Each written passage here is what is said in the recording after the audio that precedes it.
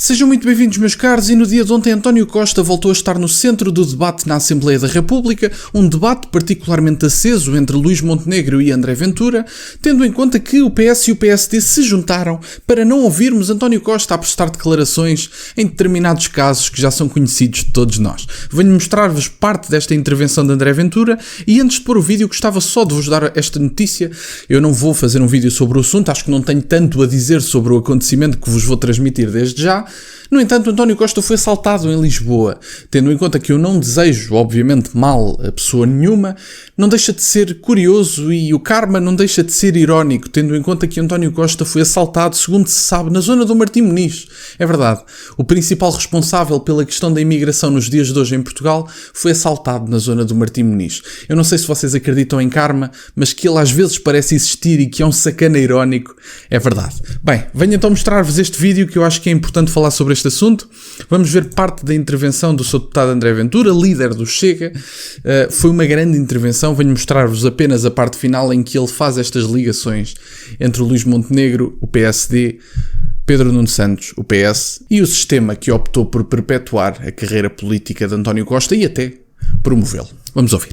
Primeiro-Ministro, hoje mesmo, PS e PSD chumbaram a audição de António Costa nesta casa. Hoje mesmo, não foi outro partido qualquer, PS e PSD. Quando António Costa está a dizer ao país todo que despediu a ex-CEO da TAP por razões meramente políticas, agora os contribuintes em casa que paguem. E nós cá estamos para fazer o circo à volta, desde que paguemos PS e PSD. Mas eu espanto-me, Sr. Primeiro-Ministro, com toda a franqueza, é que o Sr. Ministro tenha o desplante de vir a esta casa falar de uma coligação quando há um ano o Sr. Primeiro-Ministro disse isto. Eu vou-lhe ler. O maior comunista desde a Revolução de Abril. Sabem quem é que estava a falar? O então líder da oposição, Luís Montenegro e António Costa.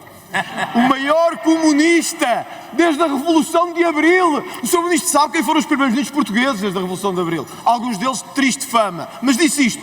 O maior comunista desde o 25 de Abril. Disse mais, que é bom que o país ouça. O maior fracasso na governação de um país, António Costa. Eu peço ao país que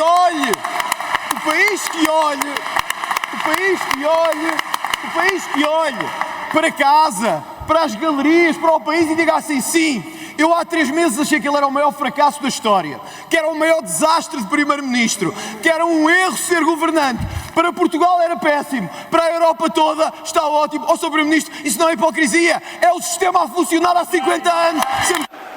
Bom, meus caros, e o vídeo foi este, é verdade. O PS e o PSD uniram-se para não ouvirmos declarações do Dr. António Costa, até alguns esclarecimentos, e sobre estas questões podemos mencionar alguns temas que eu considero ser importantes. Bom, a questão do Parlamento Europeu não me vou alongar muito, tendo em conta que eu já falei sobre este tema, mas quer dizer, o Dr. Luís Montenegro, eu nem sabia da declaração do maior comunista desde a Revolução de Abril, quer dizer, isso é um insulto de alguma intensidade, quer dizer, nós já tivemos alguns primeiros ministros dramáticos e, aliás, eu acho que muito mais comunista do que o António Costa, o Luís Montenegro poderá discordar, mas muito mais comunista do que o próprio António Costa era Augusto Santos Silva, muito mais ditador, muito mais autoritário. Mas bom, passando isso à frente, não podemos agora, na questão do Conselho do Parlamento Europeu, não podemos agora chegar a esta fase do campeonato depois do próprio se auto-intitular líder da oposição, coisa que nunca foi, sempre foi bastante brando. O Dr. Luís Montenegro chega a esta fase do campeonato e por uma troca de favores que o próprio já admitiu em declarações, que o PS depois terá que apoiar a candidata von der Leyen, não é? E portanto, por uma troca de favores, nós percebemos que o Dr. Luís Montenegro não acredita propriamente nas razões pelas quais apoiou António Costa. Ele diz que apoia António Costa e não é só por ser português. Portanto, ele reconhece algumas capacidades de liderança ao Dr. António Costa. Eu gostava de perceber era onde é que estavam essas capacidades de liderança quando o Dr. António Costa foi primeiro-ministro português durante 8 anos.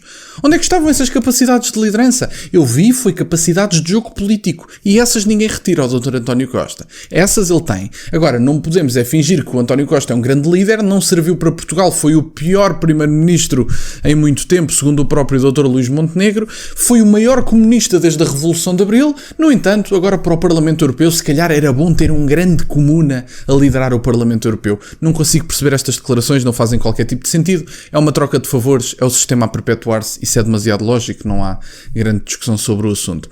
Agora sobre as escutas, que eu acho que é outra questão importante. O Dr. António Costa, objetivamente, admitiu que a demissão da CEO da TAP foi por questões políticas. Ele admitiu isso. E, portanto, nós agora podemos debater várias coisas. Nós podemos debater a legalidade da obtenção das escutas. Isso pode claramente ser debatido. E alguém tem que vir a público prestar declarações e justificar essa obtenção de escutas. Isso é claro. Obviamente que sim.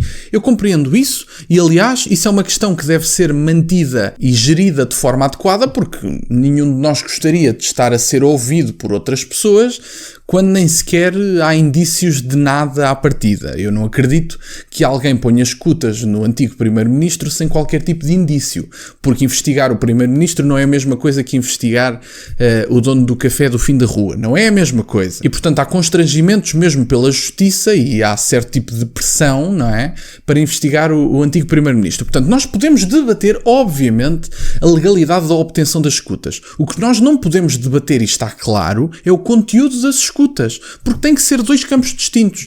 A legalidade da obtenção e o conteúdo. O conteúdo das escutas é claro. O Dr. António Costa optou por despedir a CEO da TAP e por lhe pagar uma indenização chorusa, não é? Uma grande indenização, por razões políticas.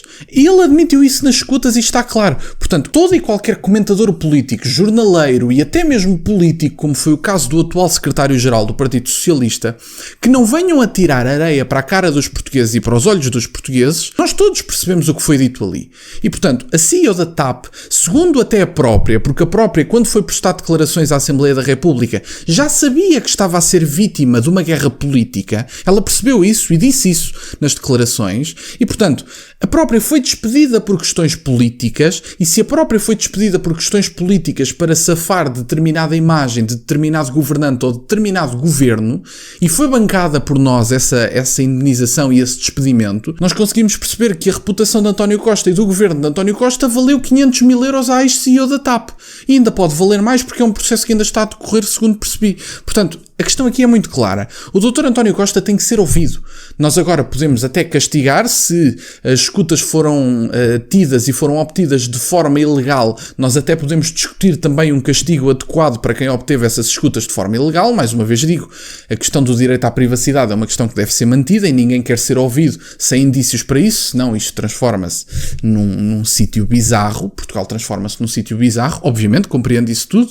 Não peçam a português nenhum que ignore o conteúdo das escutas por causa da hipotética legalidade das mesmas. Meus caros, as escutas foram claras, o Dr. António Costa quis despedir a CEO da TAP por questões políticas, foi um grande jogador político como sempre foi e deu com a língua nos dentes nesta escuta. Está claro, o António Costa tem que ser ouvido, mas adivinhem quem é que votou contra? O PS e o PSD. O sistema a perpetuar um sistema político corrupto, podre, e portanto eu acho que era importante ouvirmos António Costa para o próprio dar esclarecimentos sobre essas mesmas escutas e falar um bocadinho até sobre a questão do caso das gêmeas, porque eu não acredito que o primeiro-ministro, depois de todas as pessoas envolvidas, Lacerda Salles, hipoteticamente Marcelo Rebelo de Sousa, o filho de Marcelo Rebelo de Sousa, todos estes tentáculos de polvo envolvidos neste esquema, eu não acredito que o Dr. António Costa não tivesse uma única informação sobre este tema. Não acredito.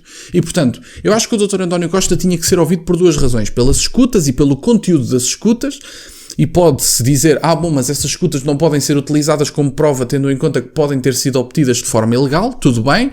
No entanto, que se levantam dúvidas, levantam-se. O próprio admitiu que a CEO foi despedida por razões políticas. António Costa devia ser ouvido, o Presidente da República devia ser ouvido, e se chegarmos a conclusões dessas, António Costa tem que sair do Conselho Europeu, no qual ainda não entrou, acho que vai entrar no dia de hoje, pelo menos segundo está previsto, e o Marcelo Rebelo de Sousa tem que descer do cargo se estiver envolvido envolvido nesta gestão de recursos pelas elites, tendo em conta que, obviamente, prevaricação, abuso de poder, tráfico de influências, quer dizer, há aqui várias questões nas quais o próprio pode ser indiciado. Mas bom, meus caros, da minha parte era isto. Queria mostrar-vos esta intervenção que eu achei muito boa, André Ventura felizmente a deixar claro para os portugueses o que é que se passou e que os portugueses comecem a prestar atenção ao que se passa, às escutas, a todos os casos e casinhos, porque a política não pode continuar entregue a meia dúzia de pessoas associadas a uma determinada elite e, portanto, ligadas, sabe Deus, às vezes, por determinadas questões mais ocultas do que essas, mas da minha parte era isto. Eu gostava que tivessem ouvido esta intervenção. Deixo o link na descrição para ouvir a intervenção completa, eu acho que vale a pena, e da minha parte é isso. Passem no segundo canal, eu vou ter um vídeo também no dia de hoje no segundo canal, eu tenho postado diariamente nos dois. Se gostarem de política internacional, passem por lá, tem na descrição o segundo canal. Entretanto, neste vídeo peço-vos só que deixem o gosto. Tem na descrição, além do segundo canal, as minhas redes sociais e o MBWay, para o caso de quererem fazer alguma doação, e obrigado por terem estado desse lado. E nunca se esqueçam, meus caros, questionem tudo. Até à próxima.